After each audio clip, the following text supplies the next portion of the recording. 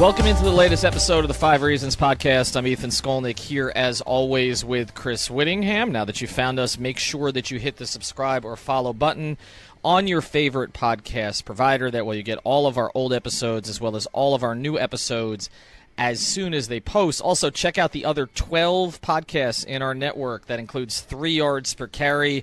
There's a big reason to listen to 3 yards per carry this week. We'll tip that off a little bit as we go forward in the podcast. Also, check out Miami Heat Beat as the Heat season is starting. Goldie on Ice with the Panther season already started. And, of course, Swings and Mishes as they wrap up what happened with the Marlins. Now, you hear a little bit of background music here. Now, Chris and I have done about 130, 140 of these at this stage, God knows, since the beginning of this year. Feels like more. And we've only done 3 together. So we did one. Well, I'm not going to say where we did one because we're not really allowed to say. But we did one together that went fairly well. We did another one from Heat Media Day together. And now today we're at Hard Rock Stadium. We're taping this around 6 p.m. on Sunday after the Dolphins beat the Bears 31-28. We have taken over Josh Chappelle's studio here after he vacated, one of our hosts of Smart Your Territory. So we've taken it over. We've cleaned out all of Josh's stuff. Chris and I are going to get to the Dolphins here in the next 30 minutes or so, and then we'll touch on the Canes a little bit. I know you want to forget that, but yeah, I'm not going to allow you to, so we're going to do a little bit of that at the end. We just came out of the locker room, and we're going to cover 5 things here on the Fins, Chris. And, I mean, let's just start here. The Dolphins, we broke some news. We broke some news. We broke some news. We're starting to do a little bit more of that as a network, and so, you know, we're pretty careful about this stuff. I think people have forgotten that we have some newsbreakers in the network who've been doing this a long time, and so we are fairly conservative when we put things out, but when we have news, we're going to try to break it. I mean, that's how we're operating. We're covering all 5 major teams in this market. And, you know, we were able on Saturday night to find out that Ryan Tannehill was likely not to play today. Got that piece of information, checked it out with some of our other guys, and then essentially went about confirming it. And we did report. We put it on Dolphin Maven last night. That's a satellite site that we're running. We put it on there last night, Saturday night, that he was questionable, listed as questionable, but actually closer to doubtful. And that the Dolphins had serious concerns and that essentially they might allow him to warm up, but that he was likely not going to play. We also reported, and we're going to get to this in a little more depth, that there is something significant there in the shoulder, which is a sprained AC joint. Now, the Dolphins did not push back on our initial report yesterday because that one proved to be true. They did push back through some of the beat writers today about the AC joint. All I can say, Chris, is we're standing by our reporting that there's an issue in the shoulder. We reported AC joint and more. And so this may be a semantics issue. Right. And Adam Gase today was asked about it 3 and 4 times, and by the end he had about enough of the questioning, and he goes, why don't you just go ask him? And we're like, well, Ryan Tannehill probably is not going to be made available today. Right. And even then he went on about HIPAA laws. Like, he was not pleased with the questioning. He's like, oh, I don't ask all these questions about the injury. And my first thought was, hang on a second. Yes, you do. It's your starting quarterback. Yes, you do. You're really just going to say, oh, he's not playing, and that's the end of my curiosity. Like, you wouldn't exhaust every avenue to get him out on the field? That seems crazy to me. No, look, and the HIPAA thing is something that coaches only go to when they don't want to discuss an injury. And look, I get it from the Dolphins' perspective. They didn't want it out last night that he might not play because they didn't want the Bears to have more time to kind of prepare for Osweiler. Now, one thing, that we learned more this morning, one of our guys had this, we weren't totally sure about it, was that Osweiler had taken the majority of snaps on Friday. And if he said today that he took like 3 or 4 snaps Thursday and less than that on Friday. Right. So there wasn't a ton that he actually took, but Tannehill's shoulder, barked on him on Friday. They got it checked out again. I know for a fact they checked it out again this morning. And so I think you're going to be hearing more about this. So we are going to get into the game in depth here. But the thing to realize is, and I'm sure the 3 yards per carry guys, because they were instrumental in us working this story, what they're going to touch on their pod, which comes out overnight Monday into Tuesday, is that I don't know if this is a short-term thing for Ryan Tannehill. Sure.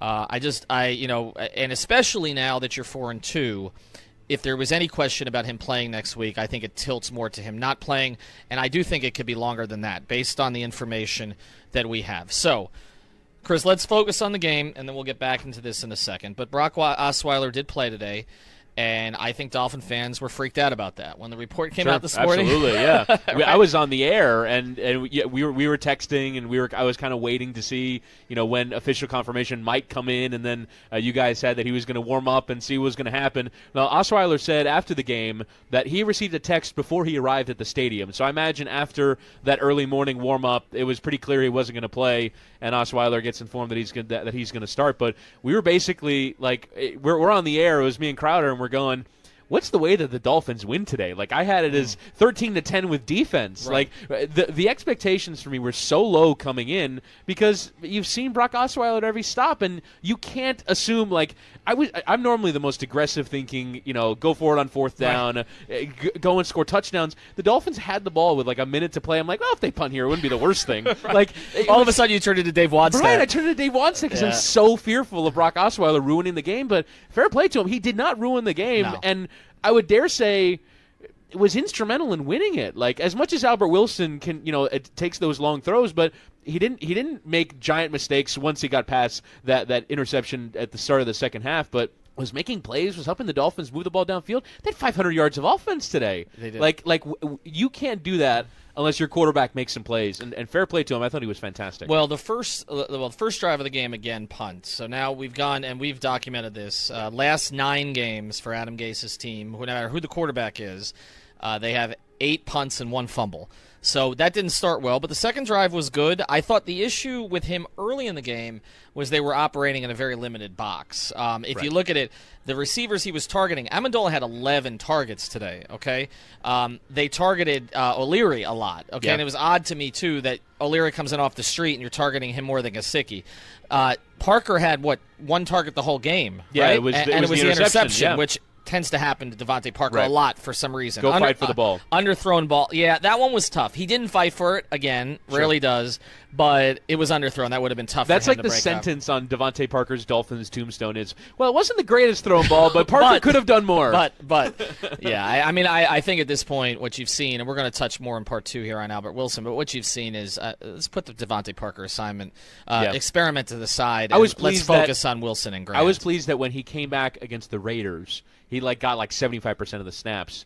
I was looking before most plays that he was not in the base formation of receivers. It was Stills, it was Amendola, and it was Albert Wilson. That was their base 3. That's what it should be going forward, in my opinion. Well, exactly. And so early in the game, I thought, again, very limited base of operation. Look, Kenny Stills made a play late, but was not targeted very much in this game at all. So he really wasn't getting the ball to his outside receivers very much early. But like you said, he did enough to put them in position. And look, they won the game before he won the game. I mean, they won the game before Kenyon Drake fumbles, and that's going to be another topic here we're going to get into. But he did enough.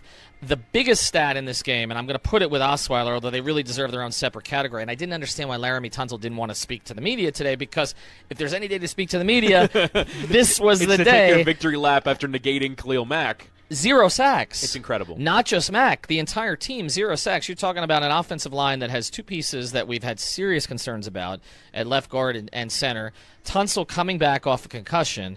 You're going against, arguably, if he's not the most dynamic defensive end in the league, he's certainly top 2 or 3, and you gave him nothing. And not only that, Osweiler really wasn't pressured. I mean, I'll have to break down the numbers on it, but he had time to throw. He had time to step up. He actually made a fair amount of broken plays where he's rolling out. I mean, the one that was lucky that came off the defender and fell to Stills. That was lucky, but it was a result of having all the time in the world to throw the football. He was able to move out of the pocket, like you said, and make some plays. And I mean, not only that, but I mean, look at the number of throws and look at, I mean, 44 attempts, 0 sacks. So the 2 picks, and both of them were ugly picks, but having no sacks in 44 attempts.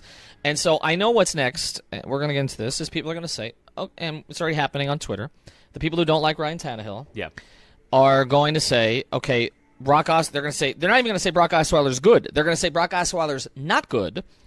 And look what he did. Yeah. In this game where they we put up talk 31 about this points. Dolphins offense and Adam Gase's play calling and all these things that are offensive line and are the skill guys good. Brock Osweiler took over the team and they had 500 yards of offense. Right. They looked really good. Right. Like, at a certain point, it has to be an indictment of the quarterback when Osweiler can come in on basically no preparation and make this Dolphins offense look like what every Dolphins fan thought that they were getting with Adam Gase, that Adam Gase is coaching and play calling a really good game.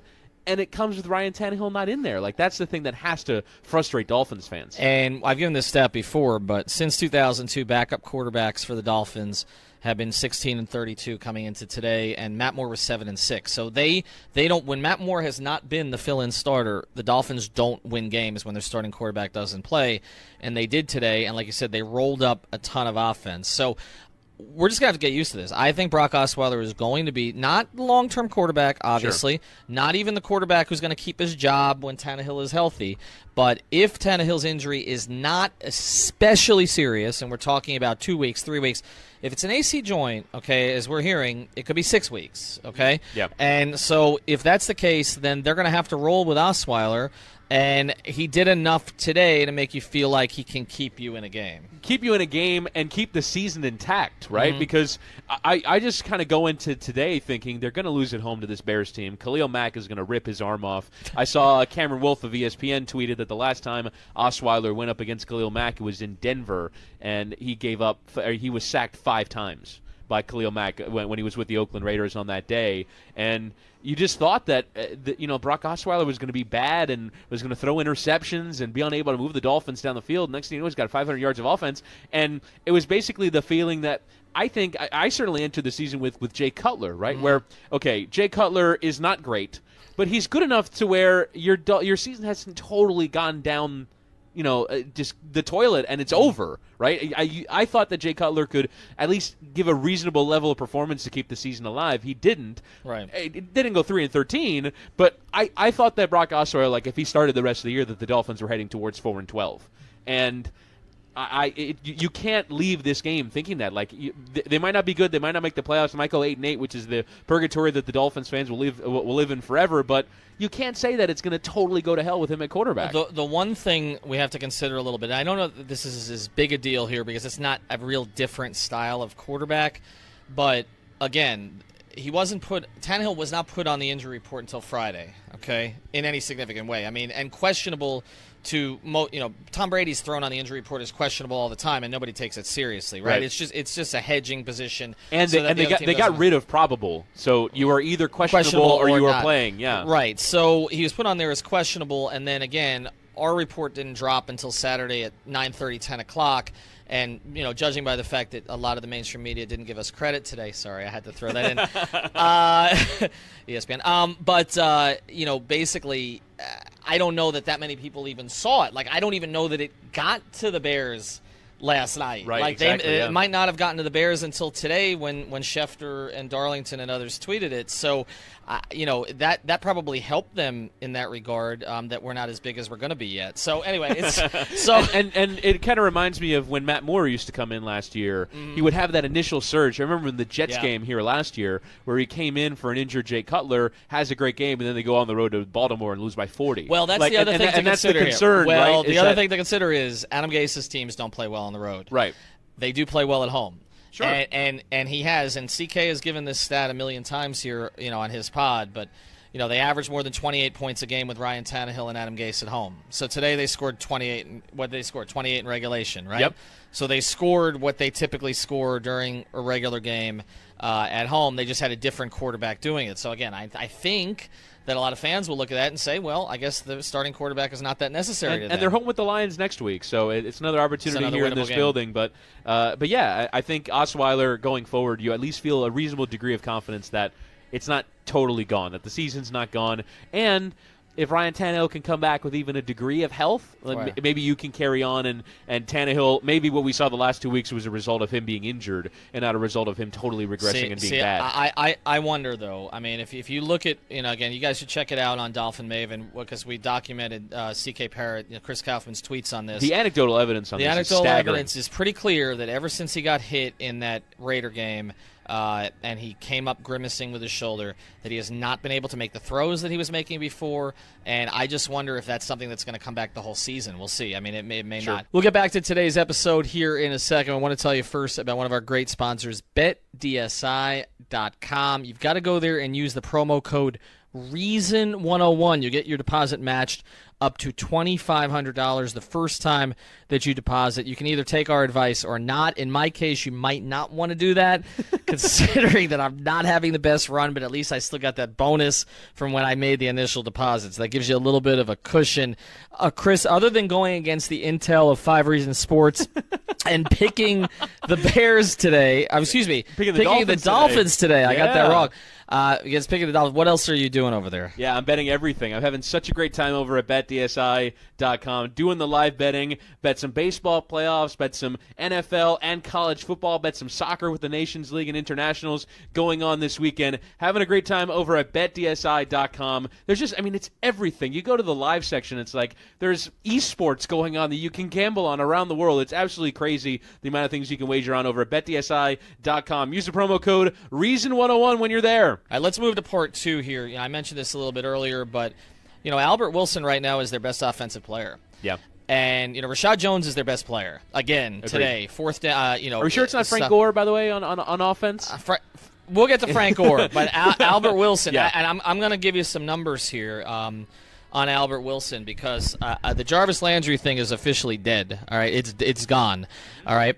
Basically, Jarvis Landry today had 9 targets, 2 catches for 11 yards, high of 7 for Cleveland. He's now been targeted 66 times this season for 29 catches, okay? So Jarvis Landry essentially, and you can say it's Baker Mayfield, whatever, okay? The Dolphins quarterbacks are not Aaron Rodgers.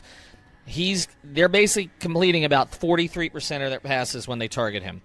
To Albert Wilson, today, again, okay? Not even just the fact, because he had a couple of short ones late, in the overtime when they were trying to get him on some screens. Boy, does Gase love his screens. 6 receptions today on 9 targets, okay? If you go through what he's done so far, in every game, they've been over 65% trying to complete passes to Albert Wilson. First game, I was over 60%. First game, 3 receptions, 4 targets. Second game, 3 receptions, 5 targets. Then 2 of 2, 4 of 6, and 5 of 6. And then today, 6 of 9. So they're completing, okay, 75% of the passes that they throw to Albert Wilson. And it's not just that they're completing them. He's then ripping off 70 yards of them. It's crazy. So, the Jarvis Landry thing, you're getting him for less than half the price. So, look, we've banged on the Dolphins front office for a lot of things. But that one, that makes up for 3 mistakes, what they did there. Not giving the money to a guy who had limitations and instead giving it to a guy who, frankly, at this point, needs 9 targets every game. He needs 9 targets every game. Agreed. Okay, him and Jakeem Grant. All right, those 2 guys, and obviously Stills. To me, the Parker thing, it's not going to work. It's just I don't. Still banging your head against the wall. It's just not going to work. Okay, you're not going to get any value for him. He's a player who's going to be gone after the season. But what Albert Wilson has done is just absolutely incredible at this stage. And so when I again look at their offseason, Amendola gave them production today. Robert Quinn, no Cameron Wake. Robert Quinn gave them production. He's the only healthy defensive lineman at this point. He's the last one left. No William Hayes. Obviously, you got the 2 young guys inside, but he was really, really good again today. And so those have clearly worked out. And then part 3, I want to get to the running game, but Frank Gore obviously gave them something today. I want to just hit on Albert Wilson, though, and that just how fun it is. We were having an argument today. Giancarlo Navas, football troll in our chat, was sort of saying, what's fun about this? And what's fun is that Albert Wilson can take the ball and do anything with it. It's absolutely incredible to me when you see kind of from our view up in the press box where the daylight is, but Albert Wilson always finds it, and is always making men miss. And you talk about the difference between him and Jarvis Landry is that when given that crack, for Jarvis Landry it results in 19 yards, for Albert Wilson it results in 70. And it's just such a huge difference. And I totally agree with you. They have to get him involved much more than they have in the first few weeks of the season. And I think that's another frustrating thing today with Osweiler is that and comparing him to Tannehill is that with Osweiler you saw him getting the ball to those guys. And all you want is this dynamic playmaking team to have everyone afforded the opportunity to go and be themselves. Jakeem Grant was afforded that opportunity. Danny Amendola was afforded that opportunity. He caught a bunch of passes. He did everything that you want out of a player like Danny Amendola. Found spaces in difficult places before he throws the interception on the final drive before the end of the half. Amendola finds a hole in the secondary that I didn't see. Pops out of nowhere, makes a catch at the 45-yard line after being at your own one. Amendola huge today. Albert Wilson for me is just such a standout talent. And the fact that they just haven't had a player like that in a while, and the Chiefs' offense is still incredible, Yeah, it doesn't matter. And they discarded him. You talk about the move with Landry, though. You would have paid Landry more than you're paying for both Amendola and Wilson, and they're your biggest pass catchers today. That absolutely worked out. No, it absolutely, it did. And like I said, they got to get him involved more often. But you're right about him always finding space. And so when we talk about Osweiler's numbers today, let's take into account this. It's kind of like with Tannehill against the Raiders, where he had 90 yards on little pitches. Well, that was a 7-yard throw to Wilson, the last one that went for 74. Which, by the way, it was a drag pattern. I was like, okay, if he breaks that tackler, he might be able to get 20 yards. But he just kept going and going. It's like, okay, I guess he's just going to score then. Well, and as Laramie Tunsil said as he walked by him in the locker room today, said that boy fast. Ridiculous. But he's been a great story. Him and Grant both, and that's the kind of energy they've had at home. The problem has been sustaining that in any way when they go out on the road, because one of the issues that the Dolphins had in both places, and part of it, again, I think is Tannehill's ineffectiveness, and I think part of that had to do with injury. I know the Tannehill haters hate to make that excuse, but just look at the footage that we've posted. Clearly something happened that led to the last two games where I don't think Tannehill's a great quarterback, but he's not an awful quarterback, and he looked like an awful quarterback at times the last 2 weeks. But one of the other issues they had on the road, Chris, was the receivers weren't getting open. And today they got open. And so they got open against the number one defense But also in the they were NFL. afforded the opportunity to get open by the offensive line. We talked about it. The offensive line pass protecting today and allowing 0 sacks and allowing Osweiler the time. I can't think of a receiving group in football, maybe outside of the Chiefs, maybe outside of the Los Angeles Rams, that when afforded the opportunity to just play in broken areas, play in space, finding the open pockets, the Dolphins receivers did that today a ton, and that doesn't happen without offensive line blocking. That's what we saw in the second half of the last game against Cincinnati when it all went to hell. Is there's no time, there's no space to do anything, and you just see the difference that it makes. We'll get back to the episode in a second, but want to tell you about the BetQL app, and here's why you need to download this for free, either on Google Play if you're Android or iTunes if you're Apple, because you need information. You're not going to gamble without information. It's not enough just to follow Twitter or check websites. You need to go to the people who are actually breaking down the analytics and telling you also where the line is moving, because that gives you an indication of things that are happening behind the scenes. Vegas tends to know. They tend to know when there's information out there. Chris, what do you got on BetQL? Yeah, BetQL actually helped me win on Thursday Night Football with the Eagles and the Giants. There was actually, you talk about line movement, the line movement was in favor of the New York Giants. A lot of people were pounding the Giants right before kickoff, and then all of a sudden, BetQL says, we still think that the Eagles should be favored by 10 or 11, and they go out and beat the hell out of the New York Giants. So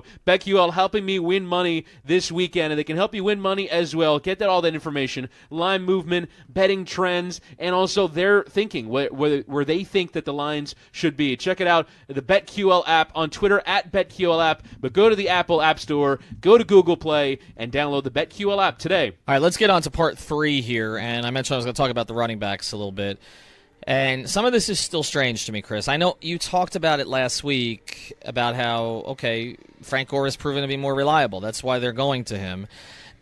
But what I didn't get about this particular game was, so you're going to Frank Gore in all the open spaces in the field, right, where there's room to run, and then you can go to Frank Gore on the goal line, or let your 6'8" quarterback go over the top. Yeah, just reach his arms out. And that's where Adam Gase rediscovers Kenyon Drake, who seems to be in his doghouse. Out of a 4-wide receiver set up in the shotgun at the 1-yard line. And look, I think there's a certain amount of the NFL that's all or nothing, where, if you're Mike Leach, you're in 4 receivers at your own 1 or their 1, right? But I mean, Adam Gase was under center for a lot of the game. The play before, he's got Frank Gore lined up as a fullback and handed off to him to then go. And look, I said it in our group chat. The play worked. Kenyon Drake had a pocket of space off the right guard before he was grabbed at by the defensive lineman. The play worked, but it's still bizarre that, you said, you talk about casting roles. Right. Frank Gore's role is to run in from a yard out because to seal an overtime victory. He's not fumbling there. Exactly. Like, I didn't even see who got the carry, but when I saw that there was a fumble, I didn't see the initial play from our vantage point. I knew it probably wasn't Gore. Correct. And so you look at the game, Gore had 15 carries for 101. Drake had 13 for 57. So give Gase credit for this. They ran the ball 31 times. Now, 2 of them were Osweiler. 1 of them was Wilson play that didn't work. But he's afforded the number of plays, right? He's talked about this a ton, is that he's got 50 plays to work with. And Osweiler can throw 44 times, and you can run 31 times because you ran 75 plays. Like, that just hasn't happened for the Dolphins often enough because they don't sustain drives. And that's the thing that's amazing to me is that Osweiler did that much better than Tannehill did. Yeah, that's going to be I feel like we're wasting time on all these other topics because that's all anybody's going to talk about all week. But Frank Gore has made now 2 plays that have ended games, essentially in the Dolphins' favor. He had the 3rd and 19 catch that ended the one game at home, that monstrosity of a game here against the Titans. And then he has the play here, at the end that puts them in field goal range. So, look, that acquisition has worked out too, but I still think that they need to figure out a way to get the ball in Kenyon Drake's hands more often. It's better today than it's been. 15 carries, long of 12. Then you look at the catches. He had 6 targets. So they tried today to get the ball to him. But I still feel, to me, look, Parker, enough. Okay, their best playmakers potentially on this team are Drake, Stills, Wilson, and Grant. And Amendola, like you said, serves a purpose to kind of extend drives and make the tough catch. The ball needs to get in the hands of until Gesicki is ready to really contribute something, the ball needs to get in the hands of those 4 guys as much as possible.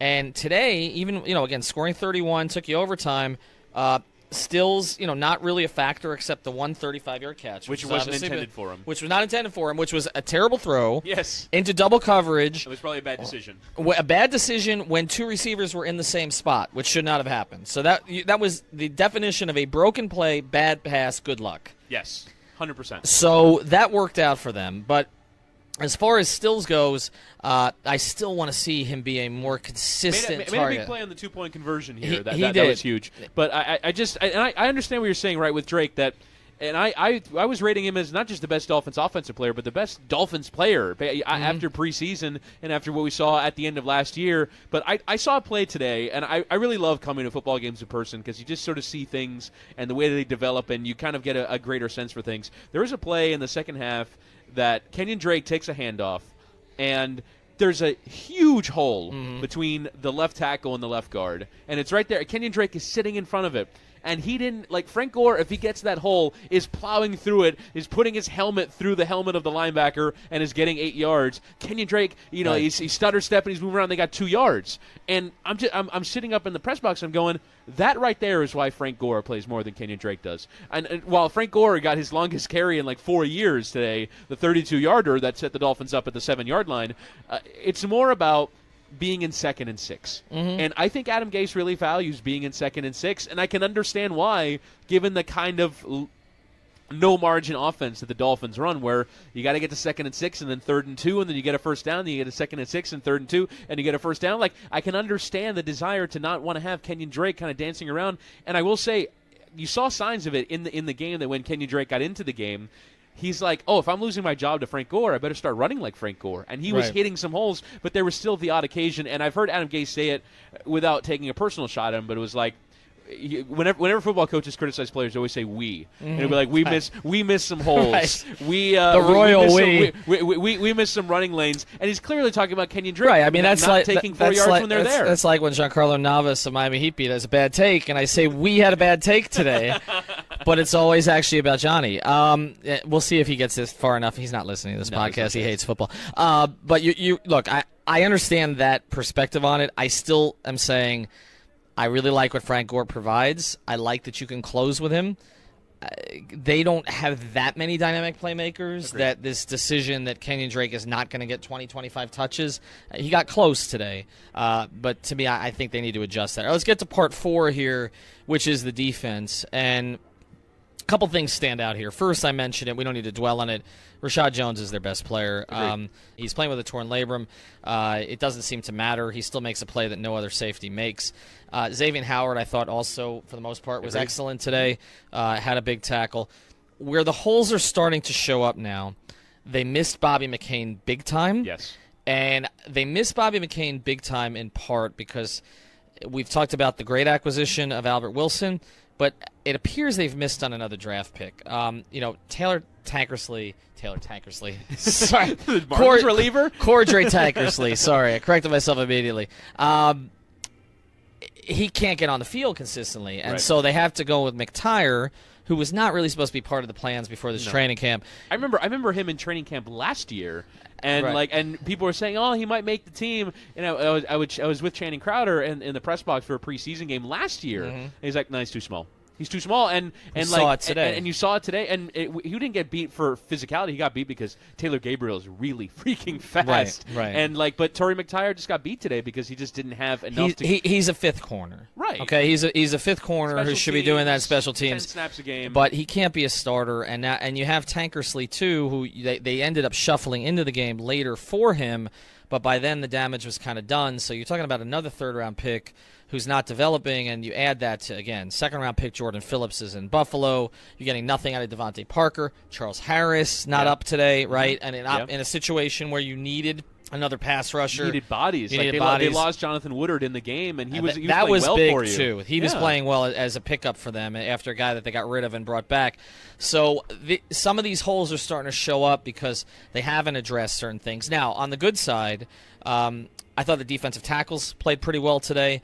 I thought Kiko played well again. And now we're at the stage with Kiko where he's made more plays through the first 6 games of this season than he made in all 16 of last year. The only play I remember him making was the pick 6 against the Chargers in 2016 that helped them get to the playoffs. But he's made a bunch this year. He seems like he's always kind of the last guy that helps you make the tackle to limit the damage, but not like on the front foot making plays, but again, getting in there on a forced fumble. You're right. And the Dolphins defense as a whole, you've seen twice in their end zone today. Right. I mean, and credit to Matt Burke because we've had to go. We don't know if he's good as a defensive coordinator or not, and he's kind of underwent a philosophical shift. When they give up the touchdown to 28-21, it was because they went for a 6-man blitz and you got beat. You're going to get beat sometimes when you blitz 6 and you can't get there, but they're so much more aggressive. I almost wonder if he's watching the Hurricanes defense and be like, that turnover chain thing seems fun. Getting tackles for loss seems fun, and they're attacking teams now, and they've added 2 more turnovers, and now at 13 for the year. They had 8 all of last year. They have 13 turnovers through 6 games, and they're creating massive plays at big times. Now, I think you saw a short, obviously McCain being out and Wake being out and Hayes being out and Harris being out. You're starting to see it in terms of the overall team speed and Tariq Cohen just sliced them apart. And Taylor Gabriel is one of the 5 fastest receivers in football. Sometimes that's Trubisky made a couple of great throws to him. He got behind McTire. I thought the first one he did all he could. People were turn around corners don't always turn around. We've watched enough football. It doesn't happen every time. I thought McTire was just unlucky on that first one. But, I think in the second half they got sliced apart. Not helped, obviously, by the interception from Osweiler that sets them up at their 7. But I didn't think the Dolphins' defense was good in the second half. But I think, again, you survive the game and you create the big plays you need to create. And I guess they stopped the Bears, the Bears back enough to where Cody Parkey has to make from 52 instead of from 42, and that's how you win the game. But I thought in the second half there were some things that can clean up, and you just saw a shortage of players. And we talk about the Dolphins not having depth. The one area where we know that they do is defensive end, and they came into the season with 5. It's gone. It's gone. Sometimes you don't have room for 3. But that's why you also say you can never have enough of them, right? So even when we've criticized them for Andre Branch and that contract, they went and go get Jonathan Woodard, who played well. He's their 6th defensive end, right? It's crazy the bad luck they've had at that position. Hayes was supposed to play both spots, but the whole bend but not break thing. The Xavier Howard, interception in the end zone against the Jets. Right. Rashad Jones, end of the half, making the stop at the 1 against the Jets, which ran out the clock. The 2 turnovers today. McDonald today in the end zone on your, backed up in your own end. So you could say some of it's fortunate, but also, like I said, they're not quitting on plays at that stage, and they're clearly seeking it out. I think in years past they're just trying to survive plays and limit the damage, whereas this year they're trying to be an aggressive defense that creates plays. If you give up some yards in the process, if you give up some big plays, fine, but at the very least you're trying. I noticed on one play Xavier Howard lined up on Allen Robinson. He's a yard away from him. He's playing press man-to-man on the outside. They haven't played press coverage here consistently since Pat and Sam retired. Right, exactly. They just have not been in position to do it. bit. They've had some decent corners like Grimes and others, but I haven't seen them play as aggressive on the corners they have there. All right, let's get to part 5 here, and let's look forward a little bit. Sure. And you mentioned the Lions are here next week. As we tape here, the Patriots have not played their game this week, and obviously they got a challenging one coming up. So we'll have to see how that plays out. But look, you're 4-2. I don't feel they're a great 4-2 team. Like you said, the consistency from the defense, which kind of fell apart here in the second half, was the one thing you were counting on, and now you don't see it, and now you're losing bodies. And some of the same problems persist, in terms, like I said, the slow start again today offensively, but the defense kept them in the game until it started to wear down, and then you saw what happened at the beginning of the third quarter. But this is all going to be about the quarterback. We know Agreed. it. And so, again, the information we have as we tape this is this could be a little while. Mm-hmm. And I'm just curious to see what other teams do to prepare for this team differently, because it did seem like in some ways, like you mentioned, after the beginning of the game where they did seem to be operating in a phone booth, Gase got more aggressive as the game went on. And Osweiler got more aggressive. Osweiler got more aggressive. They both got more confidence. And I wonder if there'll be more aggressiveness. One of the things that CK has touched on is that Tannehill was basically throwing everything short or deep. Right. All the intermediate stuff was gone. And he felt that was a result of possibly the 2 injuries. Possibly and losing our zip and arm strength. When we throw a 15-yard out route, you got to get it there. You got to get it there. And so not having the shoulder, and also his kind of fudginess in the pocket now because of the knee, which is not totally right. And we've seen that with other quarterbacks. Again, we're not making excuses. We're just trying to tell you what we've seen when you look at the tape. So I just wonder, having Osweiler, who at least Gase knows is healthy, because look, Gase has known, like, this HIPAA thing is ridiculous.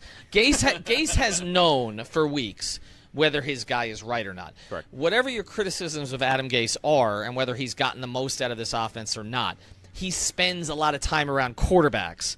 He knows what a quarterback's plant foot is supposed to look like. He knows whether a quarterback is getting rid of the ball quicker because he's afraid of the rush, or if his throws look the same. Right. They time all this stuff. Okay, yes. It's a timing offense. They know when the ball is supposed to get to a certain place and how fast it's supposed to get there. The velocity for Tannehill over the past couple of weeks was not where it should be.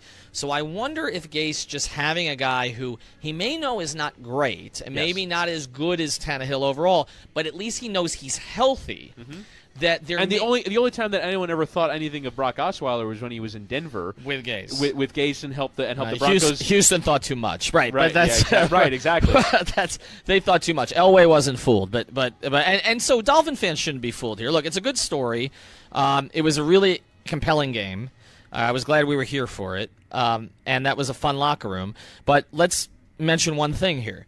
If the Jupiter Juggernaut, Jason Leisure's favorite kicker, makes a kick, Cody Parkey, that he made while he was with the Dolphins, which got the Bears to pay him, we're having a totally different conversation today. We're talking about the defense falling apart in the second half. We're probably most talking about Kenyon Drake's fumble at the 1 yard line. We're talking about Kenyon. Yeah, he got off. He got off the hook. He did. He got off the hook. Because we would have been talking, again, not just about the fumble, but about the fact that Drake has not been the factor we expected him to be this season, that they've had to lean on Gore as much as they have. So I don't want to get too carried away with this, but because we're going to talk about another team in a second that is in much worse shape, you take the win and you move on. Correct, and that's the NFL. And we were talking about it today amongst ourselves. I thought Smoot from Ballscast was totally right. Like, none of this means anything, right? Like, what happened today, Brock Osweiler being good, it's not like all of a sudden you found a guy in Brock Osweiler that's going to lead you at the quarterback position for years to come. That's just not the reality of his career. He's never going to be that guy. But you won a game. It was a fun game. Dolphins fans had a fun afternoon out. Like, that's more than enough. That's all you want. They win here. They win here. That's correct. We talk about the Patriots owning the Dolphins. They have above 500 record against the Patriots in this stadium. Like, they win home games, and it's fun for the fans to come out. I will say, though, tons of Bears fans. Oh my God! Well, I was walking through that parking lot at about 11:15, and it was all Bears fans. I was we're sitting in the press box. They didn't have the referee's mic being piped in, and they and after the coin toss, there was a cheer that went through the crowd. I'm like, who won? because the Bears fans had cheered. Right. Like there was a penalty decision, or no, it was after the challenge. Remember Adam Gase challenged a play, and it ended up being upheld. But when they upheld it, it was a catch over on the sideline, and when they upheld it, a cheer went through the crowd. I'm like, oh, they must have overturned it. And it's like, no, the Bears fans are this loud that it sounds like your average cheer after a call is upheld. But it's really cool that the home fans here, that the fans in Miami, get to see their team when they come out to the stadium win more often than they lose. What's so strange about Dolphin fans is when you go to other stadiums, Dolphin fans represent very well. Agreed. But in this stadium, they give away their tickets. Right. It's just it's almost like, and I've noticed this too since we've gotten in the podcast game here, and I see where our downloads come from, and how many of our Dolphins related episodes are downloaded in places other than South Florida. Yep. I don't know. I feel like the people who are not here anymore have this affection for this team, and the people who are here are done with it. Right. Exactly. It's just kind of odd because you will see when Pittsburgh's here, when Chicago's here, when Philadelphia's here, when New York's here, you will see, even when Buffalo's here to a degree, you will see there were a ton of Raiders fans here. Well, my dad was among thing. them. Like there are a lot of NFL. If I was talking about with Crowder, it's like, well, what about when Pittsburgh comes? What about when Dallas comes? What about when the Jets come? When the Bills come? Like, there's a lot of NFL fan base that travel really well, and they love coming here because we started to see snow today in Denver, and it was hot as hell today. Yeah. Today was not pleasant. Today was not pleasant. All right, but let's get to something less pleasant after this break. We'll get back to the episode in a second. By now, we're giving you a ton of free content. We've got 13 podcasts in the network. We got a couple more coming in the next couple of weeks. Don't want to tip that off. But we also have a patron feed because enough is never enough, and we're extending our offer $3, no longer $5, $3, and you get all of the content that's on there, which includes commentaries from me, from other hosts in the network, but also one pod in particular that's been getting some attention. Yeah, the War on I-4 podcast has been terrific with Jeremy Taché, Brian Goins, Tito Bonach, and Josh Appel. Was listening this week because we made them our 5 Reasons Spotlight here on our feed on the podcast, and it was a delightful argument with Jeremy and Josh. They were going at it about how UCF would fare in the ACC, and I was listening to it as UCF was down 2 touchdowns in Memphis over the weekend. I texted the 3 of them, and I was like, listen, I'm ready. If UCF loses and Miami wins, I'm ready. Now, unfortunately, I didn't get to unveil all that trash talk, but really good arguments there, and obviously covering UCF. They remain unbeaten, and they'll carry on to try and make the college football playoff against all odds. But lots of great stuff on the Patreon feed. Go to patron.podbean.com to, again, it's $3 a month. I mean, that's as little as we could possibly ask for out of you, the listener, to support this podcast, and also find out more information about the Patreon feed on Twitter at 5 Reasons Sports. All right, let's get to the next part of the podcast here, and I've delayed as long as I can. Yep. And we don't like this because we want as many of our teams to be compelling as possible, and basically the dream of a compelling Cane season came to a halt in Charlottesville on Saturday. And this loss, to me, is more disturbing than any of the others they've had recently. And look, Mark Richt, let's just be honest, has not beaten a good team in the past 10 games. And don't give me FSU by a point. No, they're not good. At home. All right, the other teams that they've beaten are Savannah State, FIU, people trying to sell me on Toledo on the road being a great win. It's not. These are not great wins. And any team they've lost to that's been any team they've played that's been reasonably good, they've gotten pounded by, or a team like Saturday, Virginia, that is not very good, and manhandled them. Just manhandled them. And we can talk quarterback, and I understand that's where everybody wants to go here. And why did Richt pull Perry so quickly when he's had, with Rozier, he's had a much sort of, longer rope there in terms of how he's allowed him to go out there and play. But the reality is, that's not a team that should be manhandling you where you can simply not get first downs. And it was not just the quarterback. That offensive line, we talk a lot about offensive lines because we talk about the Dolphins. The Dolphins' offensive line rose to the occasion, against the Bears, and the UM offensive line was completely outplayed. And you look at that, you look at the fact that no matter how many turnovers you get, that defense did what it's supposed to do in terms of turnovers. It's not enough. And the only touchdown that UVA got was on an interception. I forget which one because there's 3 of them that gives them the ball at the 7-yard line. That was the only touchdown they got in the day. It was basically, for me, the same thing as the Dolphins-Bengals game last week where defense did its job. Defense is one of the 10 best in the country. And and that's why I get called a homer all the time, and perhaps fairly because I went to the school. But like when people say this team isn't good, they're really good at defense. Yeah, they're good at one side. Like they're really, really, really good at defense. But like I would say, probably the biggest indictment of the Richt era so far is we're 3 years in and we're no closer to figuring out who the quarterback is going to be. But even more importantly, obviously the offensive line plays a role, right? Mm-hmm. Because when you can't block, you can't do much of anything, right? Like if you can't run the ball, like I was looking at the rushing statistics. Travis Homer has 8 for 95, but he gets caught on a 70-yard run that he should not have gotten caught. It clearly ran out of gas, and the DB catches up to him. Outside of that, it's 7 carries, 25 yards. DJ Dallas, 10 carries, 24 yards. Like, you can't run the ball against UVA. And I saw someone say that, if that looked like an Al Golden coach game. Al Golden used to handily take care of these lesser opponents in the Coastal Division. They would lose the one odd one a year that would frustrate you, but like generally when you come up against a school like Virginia, you have the better athletes. You can manhandle them up front. You can beat them with speed. And look, Bronco Mendenhall is a really good coach, and I think Virginia is going to be a credible ACC program for a while. But they should not be out athleting you. Like, that can't happen. Those should be games you win comfortably. And offensively, I would just say my biggest criticism of them right now is I don't know what they want to be. Yeah. And, like, do you want to be a running team? Do you want to be a throwing team? Do you want it to be a spread team? Do you want to be a tempo team? I don't think he trusts his quarterbacks. I think to me it's as simple as look, I don't think he trusts his offensive line. Yep. And I don't think he trusts his quarterbacks. And when you don't trust those two elements, how do you decide what you're going to be? So, and now what do you do? Because now you've yanked Perry after, was it 2 series they yanked? It was 3 series. 3 series. It was early in the second after he threw his second pick. Against Virginia. So you're basically saying, I don't think you're good enough at this stage to beat a middle-of-the-pack, at best, ACC team on the road in what is not the most difficult road atmosphere. Right, exactly. I get if it's at Virginia Tech at night with Enter Sandman, like it's Charlottesville. It's a different deal. You were talking. I mean, look, this is a game, and you talk about Golden. I'm not saying Rick's a worse coach than Golden. He's clearly not, but he might not be as good a coach as Dan Mullen. Yeah, that's fair. From what we've seen so far, and what the frustration of it is that the things, and I was totally in favor of his hiring, and I still think in a lot of ways he's the right guy. He's brought a lot of things back at UM that needed to be brought back. I think there was confidence in him in a lot of ways.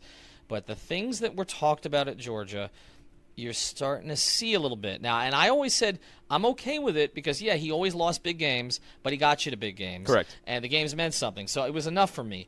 But when you look at what's happened here, yes, they pounded North Carolina.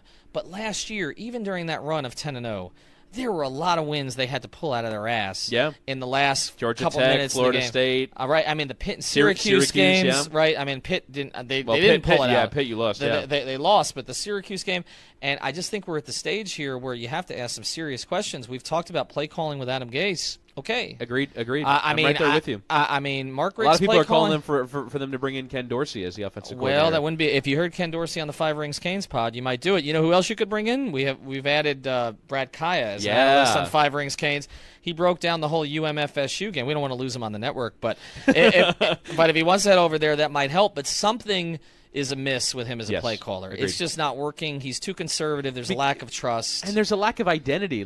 Because to me, I understood the Mark Richt that you're getting if it's Georgia Mark Richt with Matthew Stafford and David Green and when David Pollock was there. You understood what that team was. They had no Sean Marino in the backfield. They ran in the I formation, but all of a sudden, this offense looks like every other college offense, which I'm in favor of, right? I'm in favor of it looking more like UCF, right? That's supposed to be what it looks like, but with a lack of execution, with a lack of offensive line play, and with lack of quarterback play, that's his deal. It's the same thing with Gase. If your deal is I'm working with quarterbacks and I'm calling the plays, and those are the things that aren't going well, you kind of have to delegate it again. How do you think Kane's fans would feel if you said right now you could Manny Diaz could be your head coach? Right, and then you bring in, he finds some offensive coordinator, one of these bright air raid spread guys that just runs his offense. How do you think most Canes fans would feel about that? Yeah, I mean, because the strength of the team right now is Manny Diaz, but I guess we don't really know what his recruiting would look like.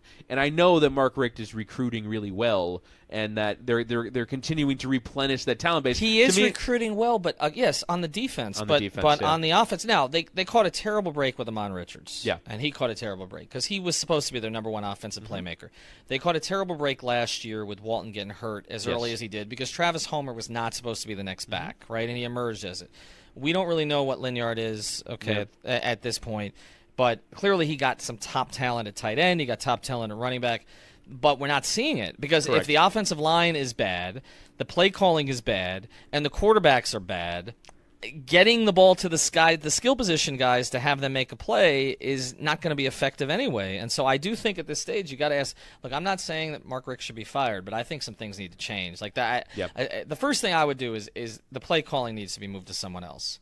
And if you want to shape the overall game plan for the week. And all the rest of it, that's fine. But this idea, and I hold to it, even after the Dolphins put up close to 500 yards with Brock Osweiler. Okay, I still hold to it. I don't like the premise, and Channing talked about it on our pod.